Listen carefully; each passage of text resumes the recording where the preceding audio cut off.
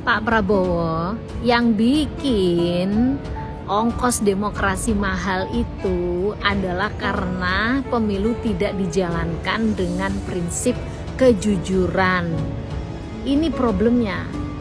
Yang kedua, kenapa mahal? Karena ada politik uang. Nah, kalau semuanya itu masih tetap berjalan, ya pasti ongkos demokrasi mahal. Yang disalahkan apa? Demokrasinya. Ini pelaku-pelaku demokrasi ini loh, partai politik salah satunya loh, tidak konsisten untuk bagaimana menjaga agar proses demokrasi itu tidak diintervensi dengan uang. Bayangkan, kenapa bisa mahal? Ya karena partai politik misalnya harus membayar saksi di TPS. Kenapa harus membayar saksi? Ya karena prosesnya dianggap tidak jujur gitu. Soal biaya mahal, pilkada berbiaya mahal, itu karena hilangnya moral, etika, dan keserakahan yang ingin mengangkai peraturan dan perundang-undangan. Itu yang membuat biaya mahal. Jadi jangan hanya menyalahkan rakyat biaya mahal, karena yang menyaburkan uang itu kan memang dari elit politik sendiri.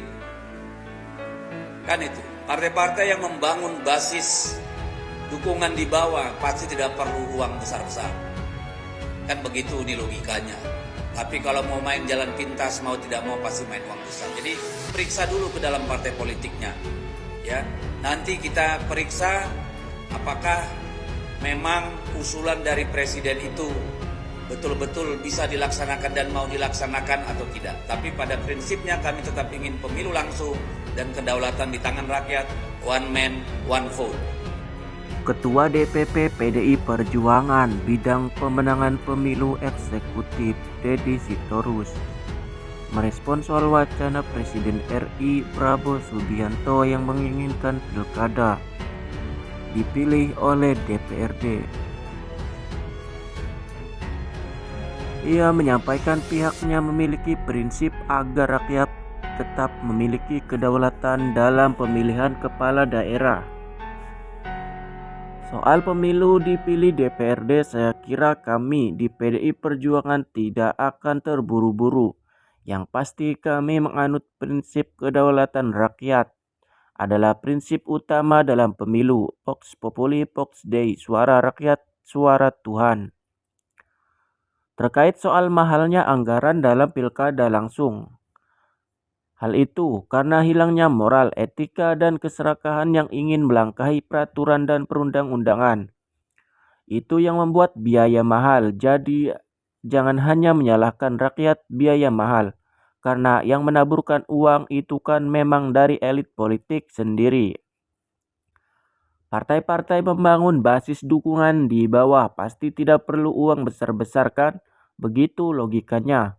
Tetapi kalau mau main jalan pintas, mau tidak mau pasti main uang besar. Namun pihaknya bakal menguji terlebih dahulu apakah memang usulan dari Prabowo itu betul-betul bisa dilaksanakan atau tidak. Tetapi pada prinsipnya kami tetap ingin pemilu langsung dan kedaulatan di tangan rakyat, one man one vote. Ia mengatakan soal cara menekan anggaran dalam pilkada yang sangat mahal bisa dilakukan dengan cara tidak melakukan politik uang. Kalau partai itu membumi, mengakar, enggak akan ada pemilihan umum yang berbiaya mahal. Tetapi kalau partai-partai tidak mengakar kepada rakyat, tentu akan berusaha mencari jalan pintas untuk memenangkan kontestasi pemilu. Pak Prabowo yang bikin ongkos demokrasi mahal itu adalah karena pemilu tidak dijalankan dengan prinsip kejujuran. Ini problemnya. Yang kedua, kenapa mahal? Karena ada politik uang. Nah, kalau semuanya itu masih tetap berjalan, ya pasti ongkos demokrasi mahal. Yang disalahkan apa? Demokrasinya. Ini pelaku-pelaku demokrasi ini loh, partai politik salah satunya loh, tidak konsisten untuk bagaimana menjaga agar proses demokrasi itu tidak diintervensi dengan uang. Bayangkan, kenapa bisa mahal? Ya karena partai politik misalnya harus membayar saksi di TPS. Kenapa harus membayar saksi? Ya karena prosesnya dianggap tidak jujur gitu. Ada yang ngakalin, ada yang melakukan penipuan dan sebagainya.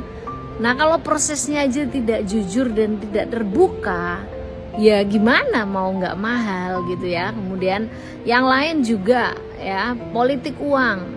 Partai politik melakukan mobilisasi masyarakat ya, menyogok masyarakat untuk memilih calon-calon mereka gitu.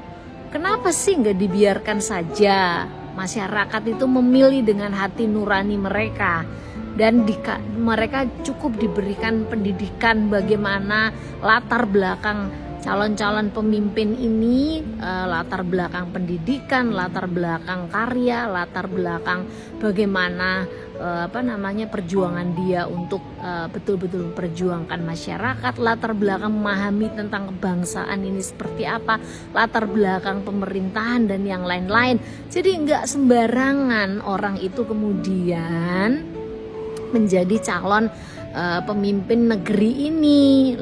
Anak baru kemarin bisa mendapatkan kemenangan itu kan karena apa ya? Karena ada politik uang.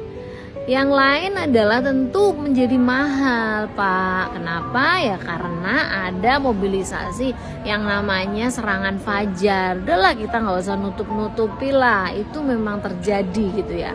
Jadi kalau mau ongkosnya murah, maka mekanisme pemilunya itu diberesin. Mekanisme pemilunya diberesin agar apa? Agar pemilu menjadi murah.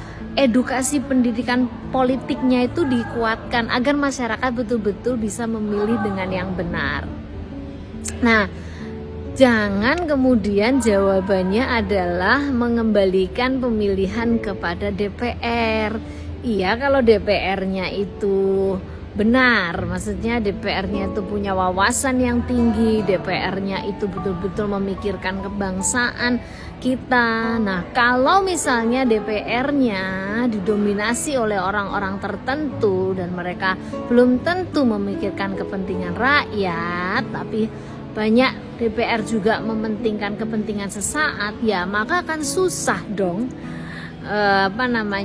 kita bisa mendapatkan pemimpin daerah yang optimal. Jadi tolong dikembalikan kepada esensi berdemokrasi, bukan menghancurkan demokrasi. Itu dikejawantahkan melalui pemilu langsung. Soal biaya mahal, pilkada berbiaya mahal, itu karena hilangnya moral, etika, dan keserakahan yang ingin mengangkahi peraturan dan perundang-undangan. Itu yang membuat biaya mahal. Jadi jangan hanya menyalahkan rakyat biaya mahal, karena yang menyaburkan uang itu kan memang dari elit politik sendiri. Kan itu, partai-partai yang membangun basis dukungan di bawah pasti tidak perlu uang besar-besar. Kan begitu nih logikanya. Tapi kalau mau main jalan pintas, mau tidak mau pasti main uang besar. Jadi periksa dulu ke dalam partai politiknya. Ya, nanti kita periksa apakah memang usulan dari presiden itu betul-betul bisa dilaksanakan dan mau dilaksanakan atau tidak. Tapi pada prinsipnya kami tetap ingin pemilu langsung dan kedaulatan di tangan rakyat, one man, one vote. Soal bagaimana menurunkan biaya pilkada masih sangat banyak ya cara untuk melakukan itu. Pertanyaannya sekarang sebenarnya seberapa jauh pemerintah ya betul-betul ingin membuat pilkada itu tidak ugal-ugalan seperti pemilu-pemilu yang terakhir ini.